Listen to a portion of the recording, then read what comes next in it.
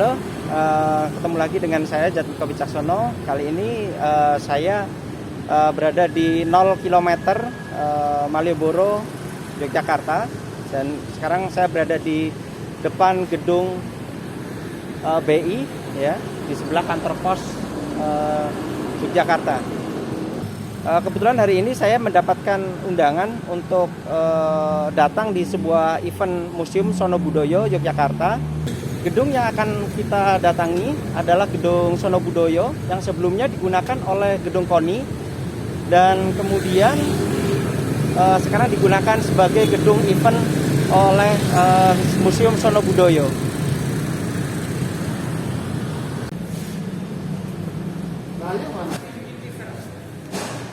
Tema pameran kali ini adalah kabar gembira, ayo dolan, ayo cerita.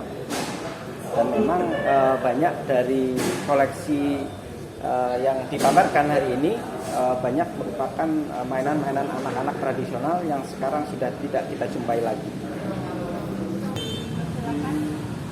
Terima kasih, selamat datang di pameran kami. Pameran ini berjudul Kembara Gembira, Ayo Dolan, Ayo Cerita.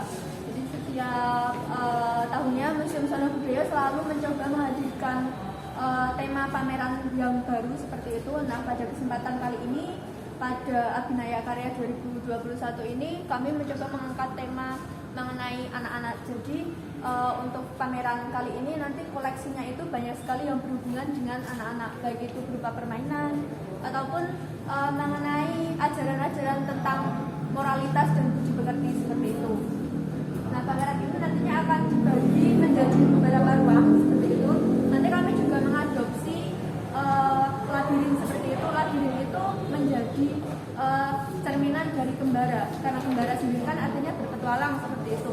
Nah, nanti jadi pengunjung itu bisa masuk ke dalam sembari semacam berpetualang seperti itu. Kemudian ini adalah ruang pertama kami.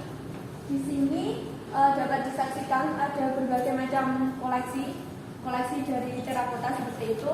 Selain mendisplay koleksi dari Museum Sono Budoyo sendiri, kami juga melakukan peminjaman koleksi dari Mandala Majapahit UGM.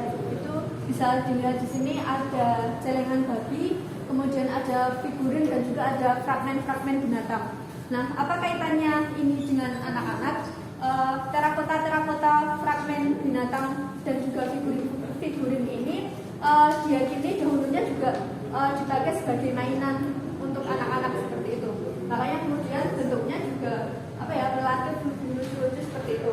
Di ruangan ini kami juga display ada kapal otak-otak juga, kemudian ada gangsing dari bambu dan juga otak-otak yang yang permainan-permainan ini sangat erat sekali dengan dunia anak seperti itu.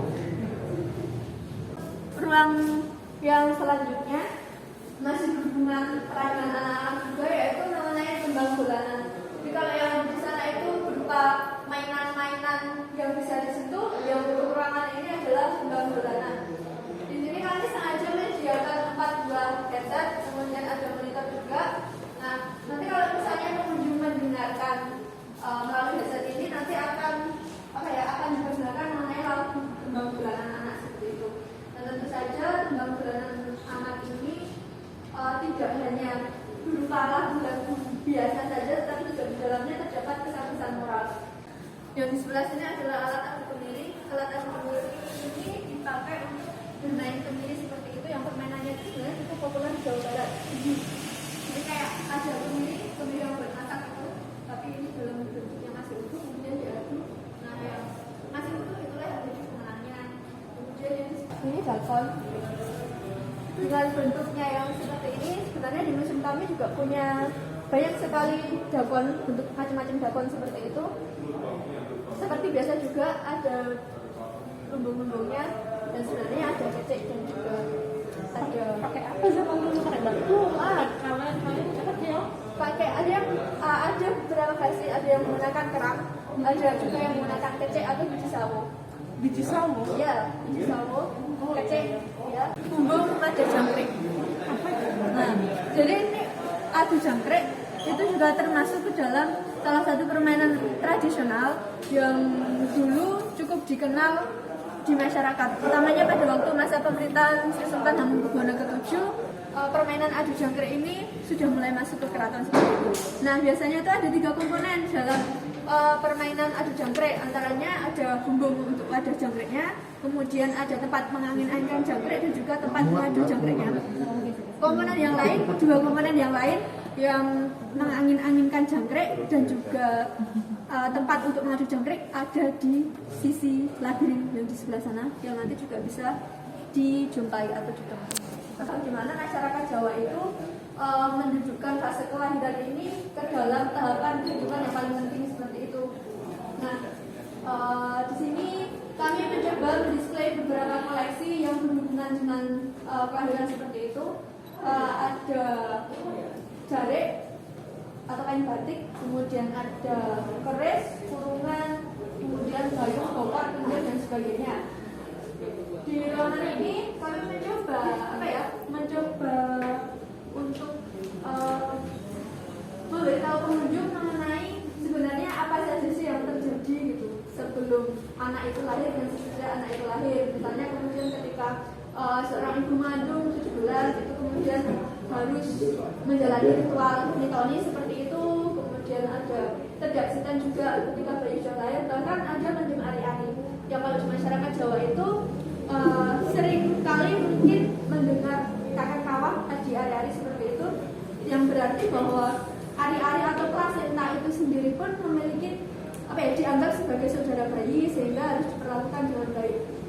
Tentu ruangan ini tidak bermaksud untuk membedakan secara gender antara laki-laki dan perempuan seperti apa, tidak bermaksud seperti itu. Cuman kami melihat dari sisi yang berbeda bahwa ketika memperlakukan anak laki-laki dan perempuan itu ada perbedaannya dan juga ada tradisi-tradisi yang harus dilakukan atau diikuti. Misalnya kalau laki-laki itu dihitan atau dijepit atau disunat seperti itu. Kemudian kalau perempuan itu nanti ada tetesan. Kenapa di sini kami mendisplay koleksi wayang? Karena di dalam masyarakat Jawa pada kalangan tertentu itu biasanya kalau ada acara hitanan atau tetesan itu biasanya itu nanggap pertunjukan wayang seperti itu. Nah, lakon-lakonnya itu macam-macam. Di sini saya sengaja mendisplay, kami sengaja mendisplay Sadewa dan Durga. Itu ada lakon mengenai Sudamala yang Durga ingin dibuat Sadewa seperti itu, yang karena lakon ini cukup sering dimainkan waktu ditanggap untuk hitanan seperti itu. Ini adalah tetesan itu mungkin untuk sekarang sudah sangat jarang sekali ditemui mengenai tradisi ini karena ada yang melarang dari segi kesehatan dan sebagainya. Tapi di sini kami ingin memperlihatkan bahwa anak perempuan dulu itu juga dikenal dengan tradisi tetesan.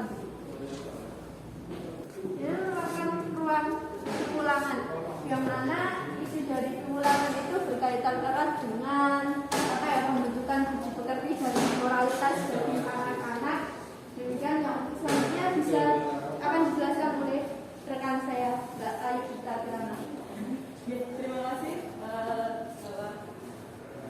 Mungkin saya melanjutkan dari Mbak Lina untuk ruangan ini mengenai petualangan anak-anak. Jadi pada masa abad ke-19 sampai hari ini sebetulnya banyak sekali buku-buku atau naskah-naskah yang menceritakan tentang pembelajaran tentang anak. Jadi seperti education handbook seperti itu. Nah, itu dituliskan dalam 4 naskah. Kebetulan ini milik Museum Sonobudoyo semua koleksinya yang memang dituliskan oleh Pak Buwono, Mangkunegaran, dan semua budi pekerti, semua petualangan itu memang bertujuan untuk menghasilkan karakter anak-anak yang ideal dalam kacamata masyarakat Jawa pada masa itu.